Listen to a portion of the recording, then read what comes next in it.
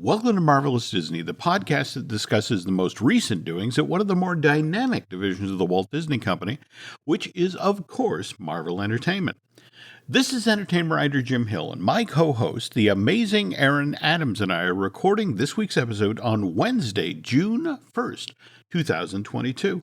Today, a pretty significant piece of news broke. And before we get to that, as always, the news portion of Marvelous Disney is brought to you by Storybook Destination, trusted travel partner of the Jim Hill Media Podcast Network. For a worry-free travel experience, please book online at StorybookDestinations.com.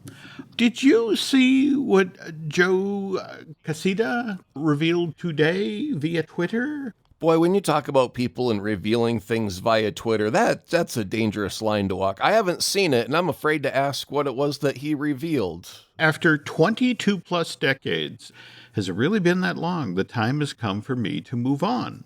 As in, he's walking away from the House of Marvel, his home since 1998. I want to say his first big breakthrough assignment was the Marvel Knights comic series, which he did with his frequent collaborator, Jimmy Palmiotti. Right, so he's probably a change of address, right? This isn't retirement. Is he moving somewhere else? Has he got a new home? Up until just recently, Joe was involved in the Marvel television efforts. He was the one who heard on Marvel's Agents of S.H.I.E.L.D., likewise did, a lot of work on the Netflix series. However, when the Disney Plus got announced, Kevin Feige brought all of that stuff in-house, to the effect of, because he envisioned a world where the limited series that were going to be on Disney Plus would serve as bridges between the various features that were being done for the MCU.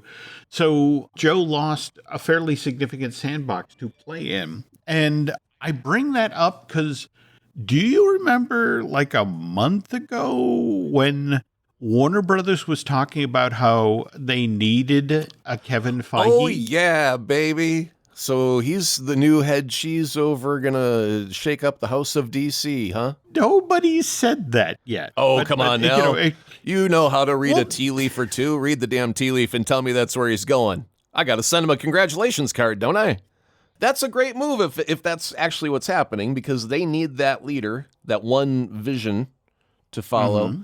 And I don't think they had, everyone, was crying for more Snyderverse, but if they truly are going to say we need to cancel this and move on with a fresh start, then they can't go with someone who's already inside that house. They got to bring someone fresh and new in, and someone from the camp of we've already done that right is a good place to start. So congratulations to everybody involved if that's actually the case. A lot of folks I was talking with today, it's like, to wait for that shoe to drop because that'll be huge. And again, this is now Warner Brothers Discovery. And Discovery's actually over Warner Brothers in this instance, right? This is it exactly. So it's one of these things where it's like, okay, so who's going to empower him? Because if it's the folks at Discovery, Joe can actually get things done. If on the other hand, he's walking in and answering to the folks who are already in place at Warner's, this could be tough because they all have their own little duchies. Right. And in fact, the thing that's always made me crazy about Warner's is you look at the wonderful home premieres that they do that are so respectful of the DC characters and the various comics that have been put out over the years. They do a great job. But then you look at what's going on the feature film side of the street, and it's like, why don't you guys talk?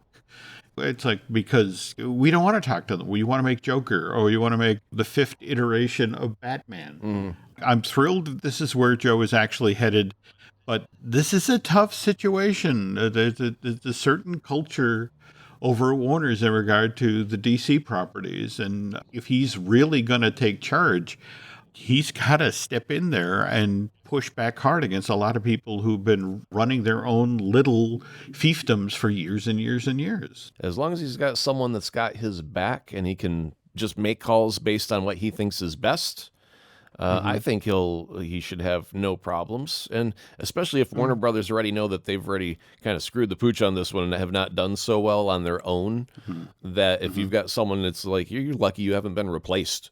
You should just sit there and be quiet and nod politely for a while. Here's open. Well, anyway, you were just talking about disrupting the filming of the third Top Gun film. The second Top Gun film actually did quite well this past weekend, over the Memorial Day weekend. Over the traditional weekend, it pulled in 126 million at the box office. If we add in the Monday of Memorial Day, we then bump up to, I want to say, 153 million. And I saw one of the stranger box office stats I've ever seen, Aaron, just this morning, where they were talking about how well Top Gun Maverick had done the Tuesday after Memorial Day, and they referred to it as the best non-Marvel Tuesday box office performance in the history of Hollywood, which kind of tells you how the MCU does, when it walks a film out. On the other hand, Doctor Strange did okay. It brought in an additional $16 million at the domestic box office, which means that its worldwide box office total now sits at $879 million, expected to reach $900 million in global ticket sales this past week. We are entering, however, the danger zone in that the digital release of Multiverse of Madness is going to start on June 22nd, and that's really going to undermine what this Sam Raimi film will do theatrically. And the Blu-ray, on the other hand, will hit store shelves on July 26th. That's the one that I'm really intrigued on getting and watching, Aaron, because the film that is released to theaters is 2 hours and 6 minutes long. However, though, I guess Sam himself confirmed that the initial cut of the film was 2 hours and 40 minutes long. So there's 34 minutes worth of material we haven't seen from Multiverse of Madness. From what I understand, they're still doing reshoots. They realize there's a plot thread coming up in the future they haven't covered yet, and they called the whole cast back together, and they're like, you got to go shoot some more. We've got the shawarma scene. Yeah. Sam actually talked about how, in a lot of cases, these cuts were more about simplifying the film. For example, the wonderful battle between Doctor Strange and the sinister Doctor Strange, with the musical notes battle. And I mean, you being the sound guy, just absolutely loved that sequence from the movie. The version that was shot initially and then went into effects work, the idea was that they were battling each other with famous pieces of music. And as an audience member, you'd sit there and go, oh, Beethoven's Fifth, or, oh, the Blue Danube, and that sort of thing. And Sam, as they were finaling the scene, it's like, you're really asking a lot of people at this point, 2/3, we're coming up on the final act of the movie. This part needs to be simplified, and it lets loose the conceit of famous pieces of music fighting each other, and just, let's go with something simple. Let's go with Beethoven versus Bach. Doctor Strange uses one composer, and Sinister Doctor Strange uses the other composer. And Marvel's done this before. I don't know if you've ever seen the version of Endgame, the scene that was cut from Endgame after Tony Stark died, where there's this almost minute-long scene where you look across the battlefield and you see all of your Marvel favorites who are now realizing that Iron Man is dead, and each of them then kneels. And it's wonderfully moving, but evidently when they ran it in front of an actual audience, it was like, okay, we just went from sad to somehow this is not only too sad, but at the same time, it's just sort of like to then go from this to the funeral at the cabin by the lake. Yeah. We only need to honor the man once. That's it, exactly. So it was like, no. I know we shot this, and I know a lot of people spend time kneeling on our set with a lot of green screen in Atlanta, but it's like, no, we don't need to see them hit them all mourn him twice. Right. So this goes. On the other hand, we are now far enough along with Multiverse of Madness in theaters that both Disney's marketing department and the folks at Marvel decided just last week, it's like, okay, everybody's seen it. We're not spoiling anything. We can now officially release our first official photo of the Illuminati. Did you catch any of the press stuff for Jurassic World Dominion? No, but after watching Apple's prehistoric dinosaur series, I want Jurassic World Dominion to be narrated by Sir Richard Attenborough. That looked amazing, by the way. The animation for that just looked kind of stunning. You know what I told my wife, because it's made by the people who did the Planet Earth series, right?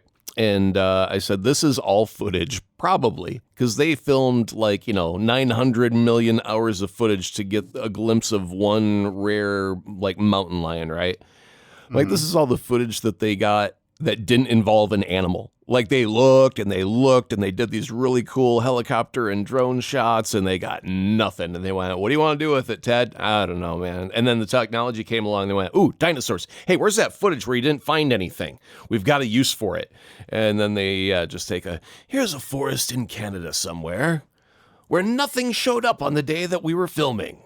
Here is now a T-Rex. You're probably not wrong. Right? Yeah. I mean, no, that's a great insight on your part. But more to the point, I mean, that's what I thought was fascinating. That level of photography married to crazy effects work. I mean, just that scene alone of the T-Rex swimming. Yep. Nightmare fuel. No, that's it exactly. It's just sort of. If you notice, all the dinosaurs now have fur or feathers. The ones that don't fly have feathers. The ones that fly have fur. I don't know where Darwin got this one mixed up, but it was weird to watch that one play out. And I was like, okay, I get it. The ostrich is the remnants of the stupid ones that don't fly. But how come we ain't got fur birds in the sky? Oh, God. This reminds me of my favorite Robin Williams thing about the platypus. There we go, the platypus. Yep. What are you going to do? I'm God. So, well, anyway, getting back to Jurassic World Dominion, DeWanda Wise, who plays a significant role in this continuation of the Jurassic World trilogy, she talked about how she was supposed to play Maria Rambeau in the original Captain Marvel, and she got cast and then went to Spike Lee because she was at that time starring in the series version of She's Gotta Have It for Netflix, and Lee wouldn't release her. It wouldn't let her go make the Marvel movie. She goes on to say, well, look, I always correct people. I chose not to leave. I would never make that choice for myself, which sounds ridiculous. You signed a contract for a TV show and it's in first position, and that's the responsible position. And more to the point, I don't want to get sued by Spike or Netflix. So at the same time, it was very disappointing and very difficult. On the other hand, she's now in a big franchise film, and I guess there is, in fact, talk of that on the other side of this, there will be yet another Jurassic trilogy, though, given what you were just talking about, or Sir David Attenborough, it's like, how do you top swimming T-Rexes? By the way, as we are talking about movie news, Madame Web continues to cast up. Isabella Merced, who actually played the title character in Dora and the Lost City of Gold, has been cast in the Sony Pictures production. She's joining Dakota Johnson in an unknown role. They're being a little close to the vest on that. By the way, again, we were talking social media a little while back. Did you see this past week that Morbius 2 actually... Okay, so the reason for it, though, is what's funny is because everyone's been posting this shot of Morbius where he says the words, it's Morbin time.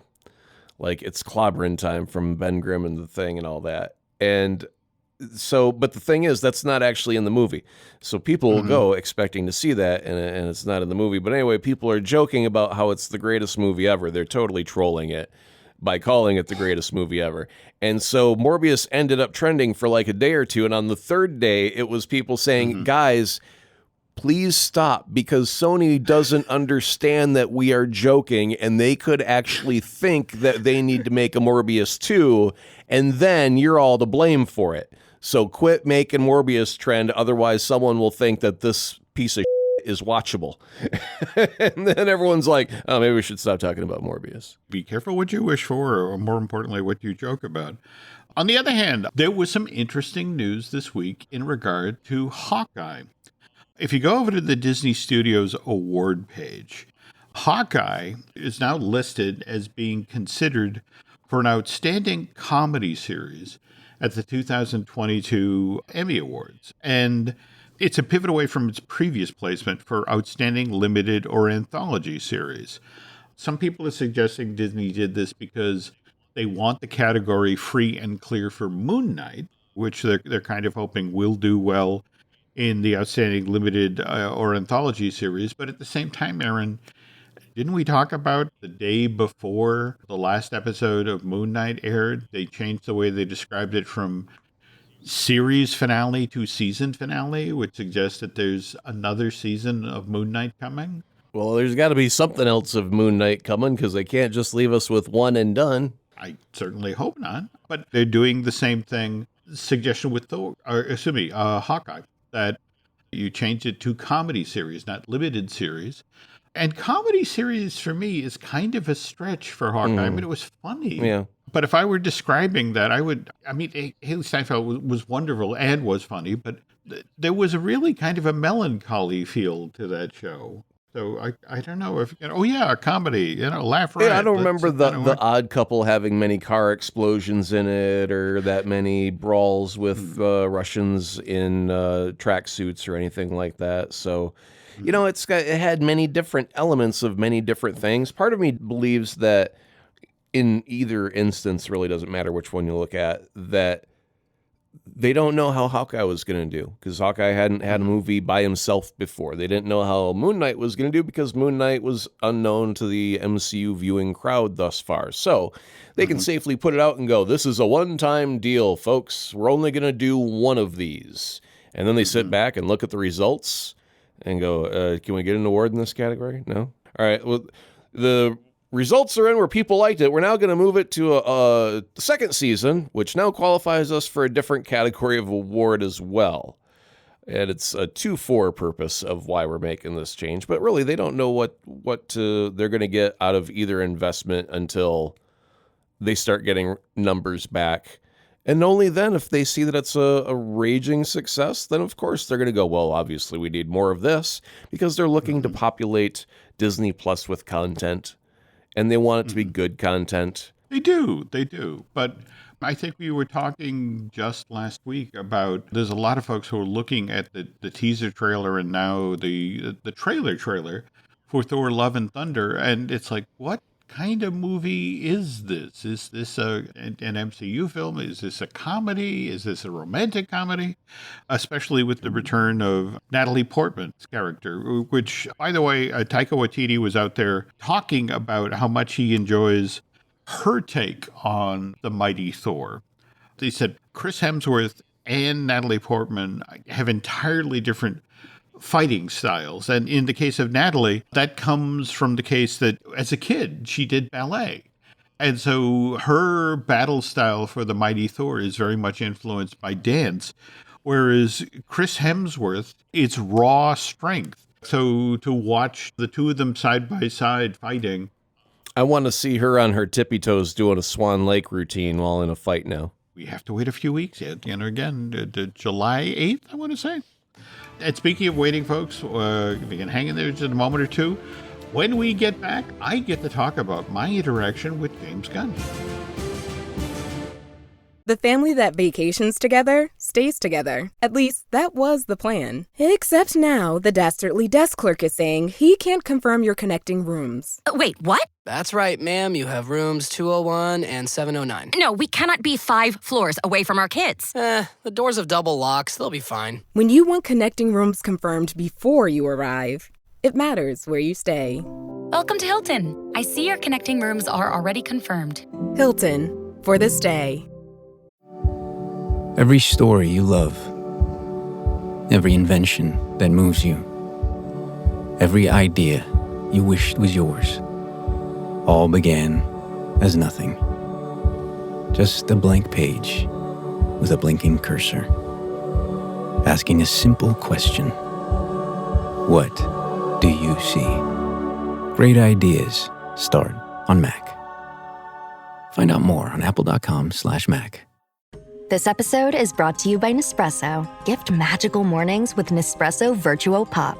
Compact and stylish, Virtuo Pop is made to meet every morning coffee craving. From espresso to coffee, hot or iced, at the click of a button. And celebrate the season with Nespresso's limited edition coffee flavors. Sweet almond and hibiscus, cinnamon and candied tamarind, and festive double espresso. Magic in the making. Shop the holiday gift collection exclusively at Nespresso.com.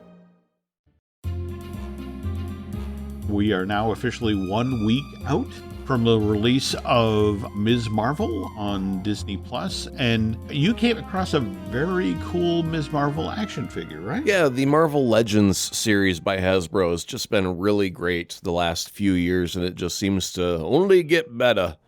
And so they've unveiled their Kamala Khan Legends figure, and that will come with the torso of the Infinity Ultron from the Marvel What If series. So it'll have the gemstones in the chest, and the figure looks really good. The only question I have is they've got her with 2 sets of hands, and one set are punching hands, and one set are really, really, really, really similar to punching hands, where they're almost closed in a complete fist, but not quite a complete fist. And I know that she, in the comics, had more of a flexy, stretchy ability. And then here in the MCU, the visual cinematic universe, they're going to try and align her more visually with Captain Marvel's powers, which, makes sense in overall with that tweak. But you don't really see that in the toy. There's no glowy hands. There's no big hands. There's just closed hands or almost closed hands. And so I don't know if they made a last-minute change or what the decision was for that on the character. But beyond that, the sculpt, the face, the costume, all that looks really nice. You wanted to also share what one listener had reached out, had a suggestion for a cocktail. Well, our listeners have discovered that if you want me to read a message, send it in a cocktail recipe and I'll read it. So, thanks to @EricXOXP. He sent this. He said he was very excited for She-Hulk and decided that he would create his very own cocktail to celebrate the upcoming show. And so this will make 2, so you can share with the spouse. But 2.5 ounces of peach nectar, 4 ounces white cranberry juice, 1.5 ounces blue curacao, and 3 ounces of vodka. Throw it in your Boston shaker with a couple cubes of ice and shaky, shaky, shaky. Strain into a glass. You'll have a fantastic green beverage, and that vodka will make it go smash. And I have also discovered that you can substitute the vodka with rum and also still go smash by the end of the night. Thank you, Eric, for sending that along. We've enjoyed it a little too much. All right, and that's a lovely recipe. I am, however, going to suggest one refrains from drinking the She-Hulk prior to writing Guardians of the Galaxy Cosmic Rewind, which just officially finally opened at Epcot this past weekend. Have you seen now when one gets off the coaster that you have a Disney cast member there offering you a very special souvenir? A very special. Is it a partially full vomit bag from the rider before you? What's special? What are they giving you? A medallion, a badge? No, that's it. You're not wrong. That there is now a cast member who is positioned there with something to contain the protein spill. I believe that's a euphemism that Disney uses. Down under in Australia, they call that a Technicolor yawn. This happens a lot, actually. When Disney opened its Mission Space ride at Epcot almost 10 years ago now, they had kind of the same issue. There's nothing outside that tells you what the ride inside is. Right. There's nothing outside that says, hey, there's a roller coaster inside here. And by the way, this coaster spins while it's running through the building.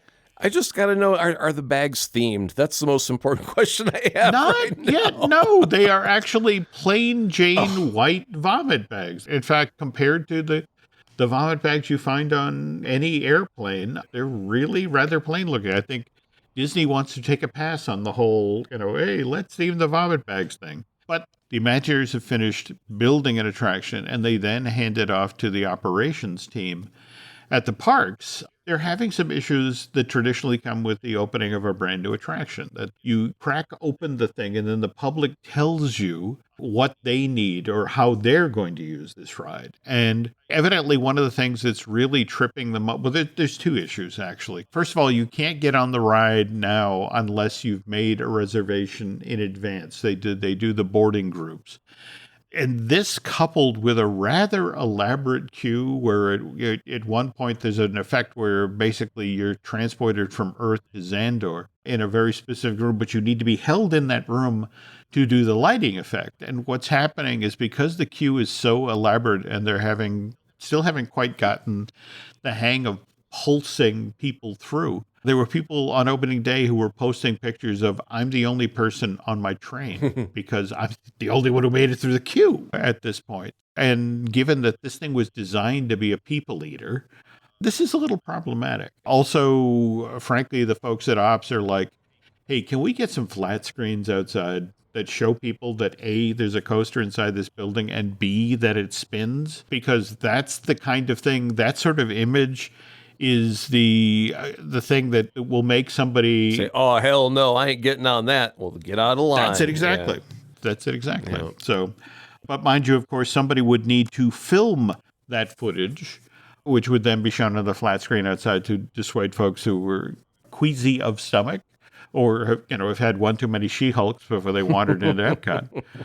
But speaking of footage, a couple shows back, I shared a story that I had heard from a very trusted source about the ride footage that had been shot for Guardians of the Galaxy Cosmic Rewind. And the story that was explained to me is that one of the reasons that the footage for Cosmic Rewind wasn't quite as good as the footage that had been done for Mission Breakout was that James Gunn didn't actually get to shoot it. That it had actually been shot while Thor: Love and Thunder was in production in Australia, and they had a number of the members of the Guardians team there. And this past Friday, Jonathan Edwards tweets to me, hey, Jim, it looks like James Gunn is actually the director of the footage in the ride. And my response to Jonathan was like, well, what's your source on this? The reason I ask is the guy who told me the ride footage for Cosmic Rewind had been shot while Thor: Love and Thunder was in production in Australia is pretty well wired into what's going on at WDI.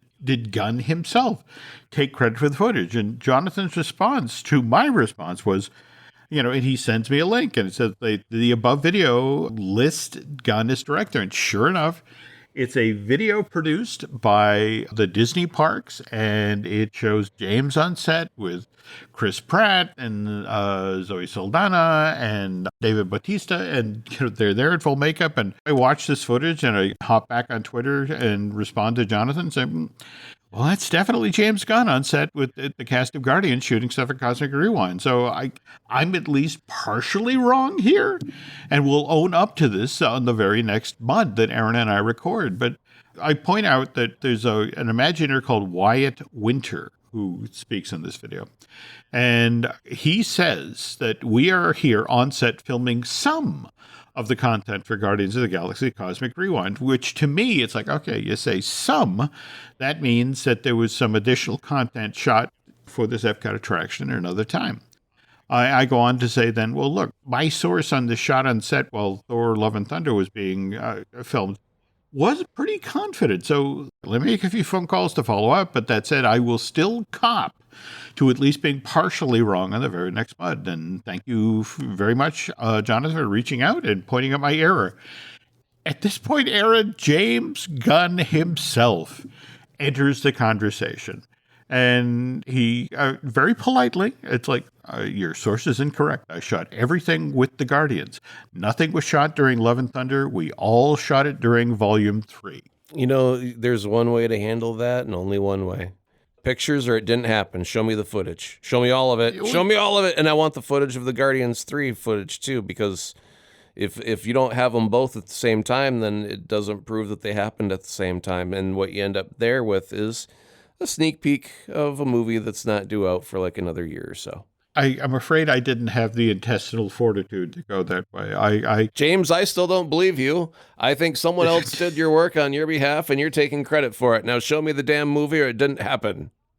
Okay, there we go. Let's see what he responds there. But my response to James Gunn was, my apologies then. I'll issue a full retraction with the next Marvelous Disney podcast I record. So sorry for putting this bad info out there. I thought I had a rock-solid source on the story. Obviously, I was wrong. And James Gunn immediately comes back with this very gracious acceptance of the apology. It's like, all good. And honestly, Aaron, this is how I want the internet to work. This is one of those rare moments where information is exchanged and the people that you admire are admirable. James was one of these guys who got stomped by the internet. Remember, he lost the Guardians 3 gig because of stuff he had tweeted out that back in the day was funny, but, a few years back was suddenly deemed, oh my God, socially irresponsible. So if anybody has a right to respond strongly to bad info, it would have been James. But the fact that he was classy and he was polite, two things that are in very short supply in 2022, I'm very happy. And more to the point, again, let me say, I got it wrong. That was basically your source. They're mole hunting is what they're doing, and I'll tell you another one, by the way, that should have been a tip off. You told me a secret about the Spider-Man movie before the Spider-Man movie came out about who was going to be in the Spider-Man movie, and you mentioned two specific locations, and one was dead on accurate, and one was way bogus off, and it was like So they're giving, that's Feige going, all right, I'm going to tell Jeff this, and this is how it's going to be. And I'm going to tell Teddy a different thing. And then I'm going to tell Leanne a third thing. And then when the information comes back to me, I'll know who's the leak, who's the mole. And you're part of that, Jim. You're part of that. Be careful. It's not the words that you have to eat later that's dangerous. It's the words that get the mole executed that are so dangerous. What's so funny about what you just said is I cannot share the names. Well, obviously. But I can tell you that the very scenario you just described was what Steve Jobs told John Lasseter to do at Walt Disney Imagineering, that they were having issues with information about attractions leaking out, and he just brought him into his office one day and spinned out the exact scenario you just put out there. And Lasseter did exactly what you described, and the very next week they found out who their mole was, and it was a very senior, very beloved Imagineer who then got his wrist slapped, and more to the point, then got his creative duties at the company severely reduced. Well, we're apologizing to Mr. James Gunn. We're also going to throw a heartfelt apology out to Little Vinny, who lost his job today in Walt Disney Imagineering, for giving us the wrong information. We're sorry that you lost your job, Little Vinny. Okay. Okay.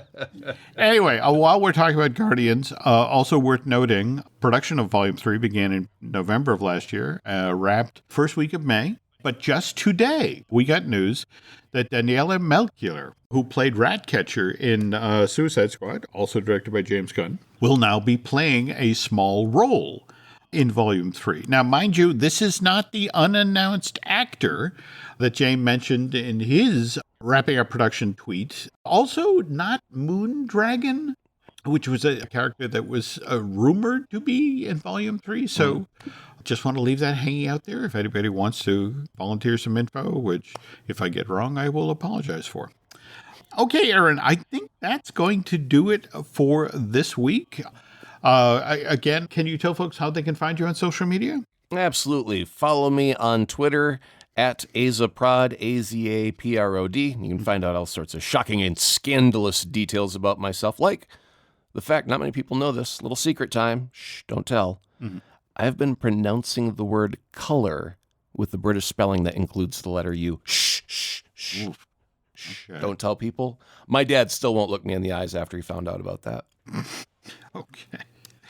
For us on social media, you can find us on Twitter or Instagram as Jim Hill Media, and over on Facebook as Jim Hill Media News. I just want to give you a heads up. June 10th through the 12th, I'm going to be among the folks taking part in Dayton, Disneyana. This is an event that's being held to benefit Pirate Packs, which is this great organization that helps out the kids of the West Carleton School District who are facing food challenges. These are kids who do school lunch and the breakfast program, but struggle during the weekends and also the summer months. So these are the Pirate Packs folks really step up. They're a wonderful organization. I can't do enough of them.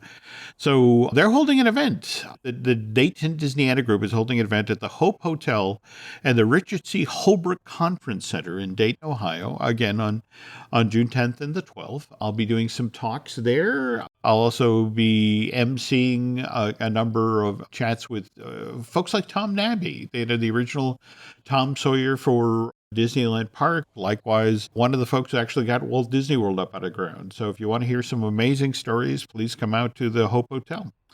Beyond that, if you folks could do Aaron and I a favor, if you could head over to Apple Podcasts and rate and recommend Marvelous Disney, that would be very helpful. Likewise, if you really, really, really like what you heard here today, if you want to subscribe to the show, head over to Bandcamp. That will be helpful as well. And I guess that will do it for now. So I'm going to go check the liquor cabinet and see if we have the makings of a She-Hulk. I'm going to assemble all the freaking Avengers. Thanks for listening, folks.